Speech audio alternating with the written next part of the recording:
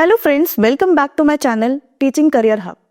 अगर आपका सपना एक सरकारी शिक्षक बनने का है और आप सीटीईटी की तैयारी कर रहे हैं तो आज का ये वीडियो आपके लिए बहुत उपयोगी हो सकता है।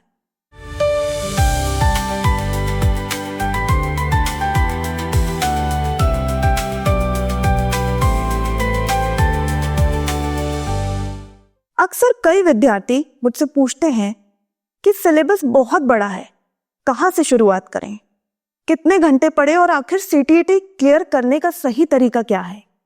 आज हम इन्हीं सवालों के जवाब सरल भाषा में समझेंगे और जानेंगे कि सीटीईटी को स्मार्ट तरीके से कैसे क्लियर किया जा सकता है।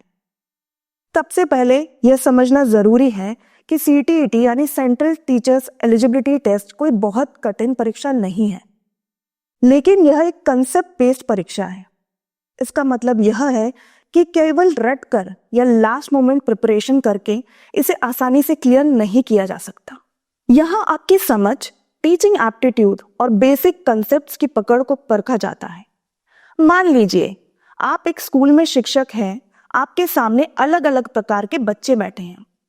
कोई जल्दी सीखता है, कोई धीरे सीखता है, कोई बहुत सवाल पूछता है और कोई बिल्कुल शांत रहता है।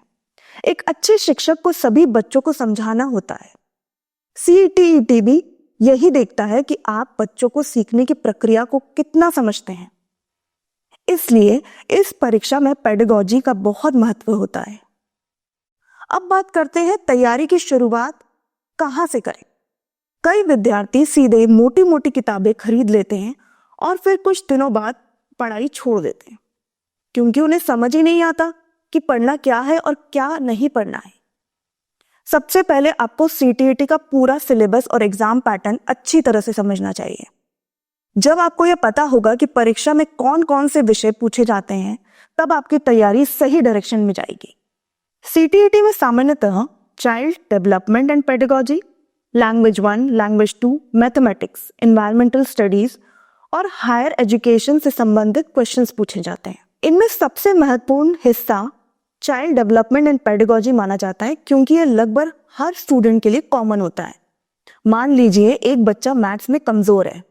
एक सामान्य व्यक्ति कह सकता है कि यह बच्चा पढ़ाई में कमजोर है, लेकिन एक शिक्षक यह समझने की कोशिश करेगा कि समस्या कहाँ है। क्या बच्चे को कंसेप्ट समझ में नहीं आया? क्या उसकी लर्निंग स्टाइल अलग है?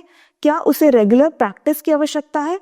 इसी प्रकार की सोच पेडागोजी में विकसित की जाती है और सीटीईटी में इसी समझ की जांच होती है।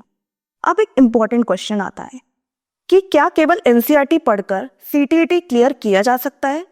बहुत हद तक उत्तर है हाँ। विशेष रूप से मैथमेटिक्स, एनवायरमेंटल स्टडीज और कई कंसेप्ट बेस्ड टॉपिक के लिए एनसीईआरटी एक मजबूत आधार प्रदान करती है। सीटीईटी में प्रश्न सीधे किताब से नहीं आते, लेकिन कंसेप्ट वही होते हैं। आप पढ़ाई का तरीका समझते हैं। मान लीजिए आप प्रतिदिन 3 घंटे पढ़ सकते हैं। यदि आप तीनों घंटे केवल पढ़ते रहे और कोई प्रश्न हल न करें तो कुछ समय बाद आपको लगेगा कि आप सब भूल रहे हैं। दूसरी ओर यदि आप कंसेप्ट्स पढ़ने के बाद उनसे जुड़े प्रश्न हल करते हैं तो आपकी अंडरस्टैंडिंग और कॉन्फिडेंस दोनों बढ़ते हैं। इसलिए थ्योरी और प्रैक्टिस दोनों साथ साथ चलनी चाहिए। एक और गलती कई स्टूडेंट्स करते हैं, वे हर दिन नया टॉपिक शुरू करते हैं लेकिन पुराने टॉपिक्स का रिवीजन करना भूल जाते हैं। परिणाम यह होता है कि एग्जाम के समय बहुत कुछ पढ़ा हुआ होने के बावजूद याद नहीं रहता। इसलिए रेगुलर रिवीजन उतना ही इंपॉर्टेंट है जितना नई चीजें सीखना। अब बात करते हैं मॉक टेस्ट की। क्रिकेट का खिलाड़ी केवल नियम पढ़कर अच्छा खिलाड़ी नहीं बनता, उसे मैदान में उतरकर प्रैक्टिस करनी पड़ती है। ठीक इसी तरह सीटीईटी में सफलता के लिए मॉक टेस्ट और प्रीवियस ईयर्स के पेपर्स बहुत इंपॉर्टेंट होते हैं। जब आप क्वेश्चन सॉल्व करते हैं तब आपको अपनी स्ट्रेंथ और वीकनेस दोनों का पता चलता है। कई बार स्टूडेंट को लगता है कि उनकी तैयारी बहुत अच्छी है, लेकिन मॉक टेस्ट देने पर पता चलता है टाइम मैनेजमेंट और क्वेश्चन सिलेक्शन की सिचुएशन। लैंग्वेज सेक्शन को भी हल्के में नहीं लेना चाहिए। कई स्टूडेंट्स मैथमेटिक्स या साइंस पर अधिक ध्यान दे देते हैं, लेकिन लैंग्वेज सेक्शन में मार्क्स खो देते हैं। लैंग्वेज वाले प्रश्न केवल ग्रामर तक सीमित नहीं होते, उनमें कॉम्प्रिहेंशन, लैंग्वेज अंडरस्टैंडिंग और टीचिंग की लैंग्वेज से जुड़े प्रश्न भी होते हैं। इसलिए रेगुलर पढ़ना और पैसेजेस की प्रैक्टिस करना आवश्यक है। अब एक वास्तविक परिस्थिति पर विचार कीजिए। मान लीजिए सीटीईटी परीक्षा में केवल 2 महीने बचे हैं। इस स्थिति में नई किताबों के पीछे भागने के बजाय आपको अपने नोट्स, एनसीईआरटी कंसेप्ट्स और प्रैक्टिस क्वेश्चन पर अधिक ध्यान देना चाहिए। अंतिम समय में रिसोर्स बदलना अक्सर कंफ्यूजन बढ़ा देता है। सफल स्टूडेंट की एक विशेषता यह भी होती है कि ये कंसिस्टेंसी बनाए रखते हैं।